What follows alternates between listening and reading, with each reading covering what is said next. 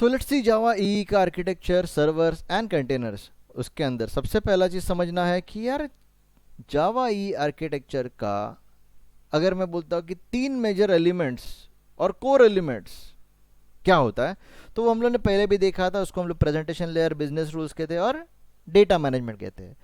Presentation layer मतलब जहाँ से इनपुट लिया जाता है यूज़र से और आउटपुट दिखाया जाता है यूज़र को, वो होता है प्रेजेंटेशन लेयर। एप्लीकेशन लॉजिक मतलब जहाँ पे हम लोग एक्चुअली डेटा का इनपुट लेने के बाद करते क्या है, मतलब कैलकुलेटर में दो इनपुट लिया जाता है, आई कैन से टेक्स्ट बॉक्स 1 से टेक्स्ट बॉक्स 2 से, और हम लोग पीछे क्या करते हैं, कैलकुलेशन करते हैं और वापस आउटपुट दिखा देते हैं। तो वो है मेरा बिजनेस रूल। एंड देन आता है डेटा मैनेजमेंट, मतलब अगर ये डेटा जो कुछ भी मैंने कैलकुलेशन किया हुआ है डेटाबेस में स्टोर करना है, ओके, तो मैं क्या यूज़ करूँगा, data management element. That's it. तो तीन एलिमेंट्स है, तीन कोर एलिमेंट्स है, ओके, एप्लीकेशन आर्किटेक्चर के। अब factor must be consider for selecting tired application, मतलब विच टायर एप्लीकेशन हम मुझे सिलेक्ट करना पड़ेगा। तो फैक्टर्स कौन कौन से हैं, तो पहला है स्केलेबिलिटी। ओके, कोई भी नया हार्डवेयर एनवायरनमेंट को अडॉप्ट करना ज़रूरी है, तो स्केलेबिलिटी होना चाहिए, मतलब नया हार्डवेयर एनवायरनमेंट ऐड किया तो you should adopt it. Next है अवेलेबिलिटी, मतलब क्या होता है कि जैसा जैसा मेरा बोलते हैं ना कि डिमांड ऑफ क्लाइंट्स इंक्रीज हो जाते हैं, उसको हैंडल करने को आना चाहिए, availability should be there. Extensibility का मतलब ये होता है कि यार टाइम टू टाइम इंप्रूवमेंट होना चाहिए, मतलब परफॉर्मेंस भी इंप्रूव होना चाहिए, फंक्शनलिटी भी इंप्रूव होना चाहिए, तो ये होता है मेरा एक्सटेंसिबिलिटी। मेंटेनेबिलिटी का मतलब क्या होता है कि अगर मेरे को कोई भी बग्स आ जाते हैं तो उसको मेंटेन करने के लिए जो तरीका है वो सही और ईजी होना चाहिए। ओके, मतलब it should not be that much time consuming, that is called as maintainability.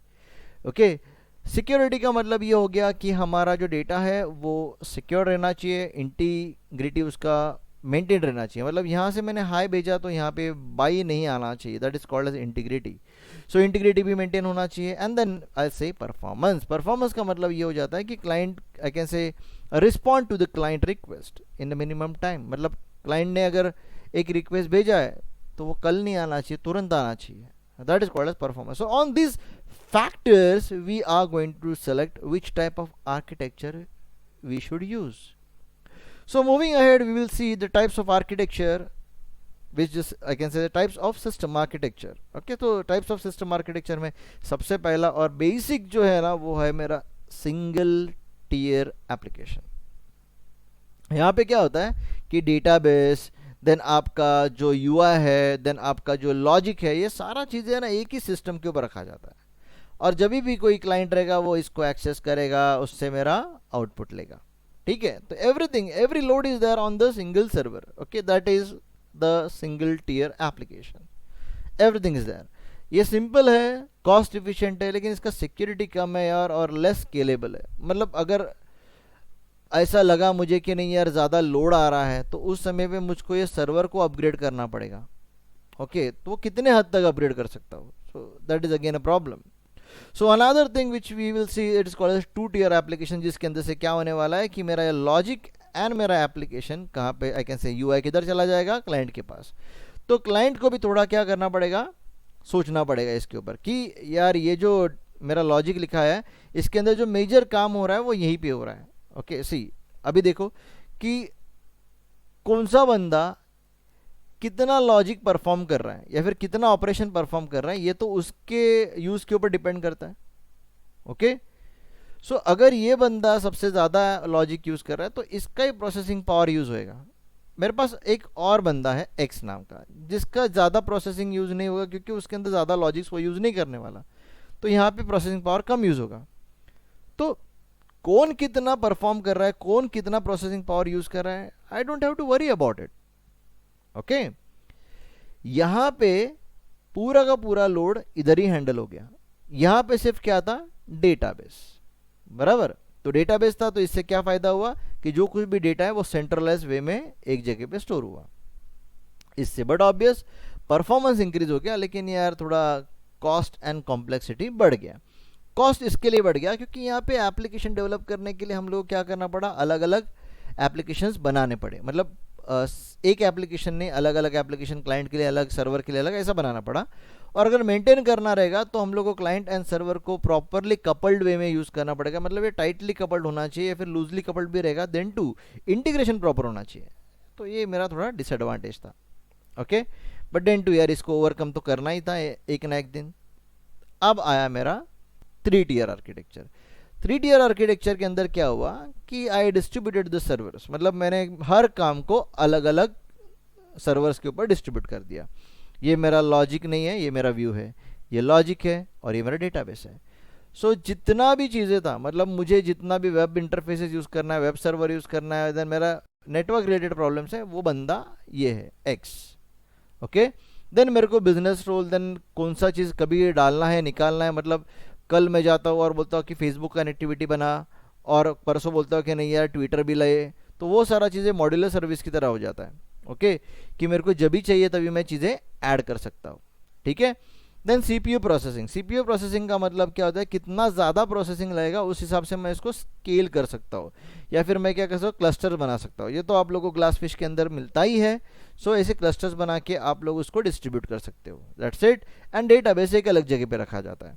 तो इससे क्या हो जाता है कि हर सर्वर को अपना अपना काम करना है, तो लोड भी ज़्यादा नहीं आता एक बंदे की ओर। प्रीवियसली क्या था कि ये दोनों चीज़ें क्लाइंट के ऊपर ही थी, तो that was a big problem, समझे। तो वो सबसे बड़ा प्रॉब्लम था कि पूरा लोड उसके ऊपर ही आ रहा था। अभी तो मैंने डिस्ट्रीब्यूट कर दिया, तो इससे क्या हो जाएगा कि मेरे जितने भी काम थे वो सिंप्लीफाइड वे में आई कैन से रिजॉल्व हो जाएंगे, एंड मेरे को परफॉर्मेंस भी बेहतर ही मिलेगा।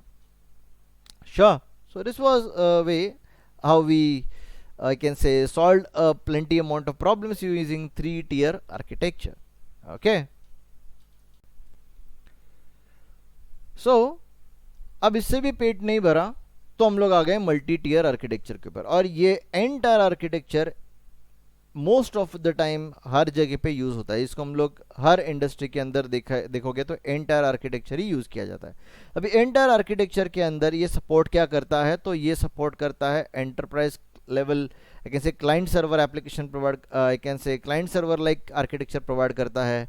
Then it also provides a solution to scalability, security, fault tolerance and reusability and maintainability. तो ये सारी चीज़ें वो एंटायर आर्किटेक्चर के अंदर प्रोवाइड होती है, जबकि ये 3 टायर में भी होती थी, लेकिन इससे थोड़ा एनहांस्ड वे में है। अब यहाँ पे देखोगे तो वो एंटायर आर्किटेक्चर को आपके हिसाब से यूज़ करने के लिए फ्लेक्सिबिलिटी मिली, मतलब जो टीयर चाहिए आप लोग यूज़ करो, या फिर आपको नया ऐड करना है आप ऐड कर सकते हो, इट डिपेंड्स अपॉन यू। तो इसके अंदर क्लाइंट टीयर आया, प्रेजेंटेशन टीयर आया, बाद में आपको बिजनेस टीयर आया, इंटीग्रेशन टीयर आया, and then your resource tier. So that is the database. Client tier, presentation tier, database, I can say business tier के अंदर, बिजनेस टीयर के अंदर ईजेबीज देखो बहुत मेजर है, बिजनेस टीयर बोल दिया तो ईजेबी आ जाएगा। देन इंटीग्रेशन टीयर के अंदर जेएमएस, मतलब दो अलग अलग चीज़ें हैं जिसके साथ इंटीग्रेट करना है, तो उसको जेएमएस के थ्रू या फिर जेडीबीसी के थ्रू हम लोग कनेक्ट कर सकते हैं। एंड इंटीग्रेशन टीयर के अंदर हम लोग इंटीग्रेशन टीयर के थ्रू डेटाबेस को कनेक्ट कर सकते हैं, इसके लिए जेडीबीसी भी है। ओके, सो इसको देखते हैं थोड़ा सा डिटेल में कि अगर मैं बात करता हूँ रिसोर्स टीयर का, तो रिसोर्स टीयर के अंदर क्या होता है कि जो बिजनेस डेटा है, एक्सटर्नल रिसोर्सेस है, just such as main frames and legacy system, business to business का कम्युनिकेशन और इंटीग्रेशन, ये सारा चीज़ें कहाँ पे हैंडल होता है, रिसोर्स टीयर के अंदर। इवन क्रेडिट कार्ड का ऑथोराइजेशन करने का रहेगा, कहाँ पे एक्सेस करेगा, मतलब कहाँ पे सब कुछ हैंडल होगा, रिसोर्स टीयर के अंदर। ओके, देन आता है आपका इंटीग्रेशन टीयर। अब जब इंटीग्रेशन टीयर का बात किया जाता है तो आप लोग को ये समझ में आ जाएगा, इंटीग्रेशन मतलब दो सिस्टम के अंदर का कनेक्टिविटी।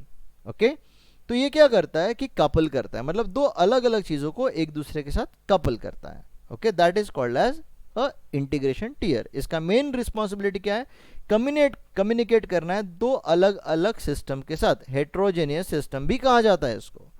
ठीक है, इसको क्या कहते हैं, इंटीग्रेशन टीयर। श्योर।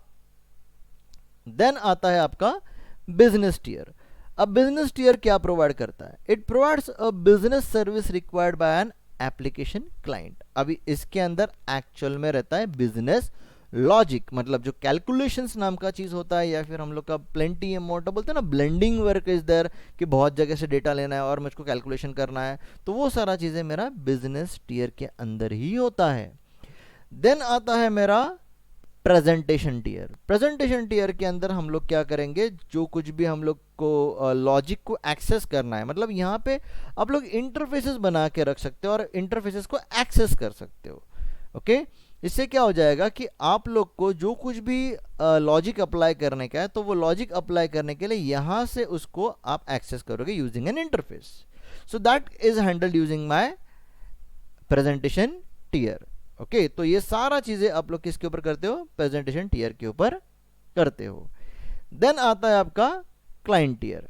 अब क्लाइंट टियर क्या होगा कि आप लोग को जो यूआई देखना है, मतलब सिस्टम को जो आउटपुट देखना है, वो कहाँ पे स्टोर होता है, क्लाइंट टियर के ऊपर. तो वो क्लाइंट टियर यही हैंडल करता है कि डेटा क्लाइंट को दिखेगा कैसा, यूजिंग अ वेब ब्राउजर और an applet. It depends upon what type of client you are using. That's it, pretty simple.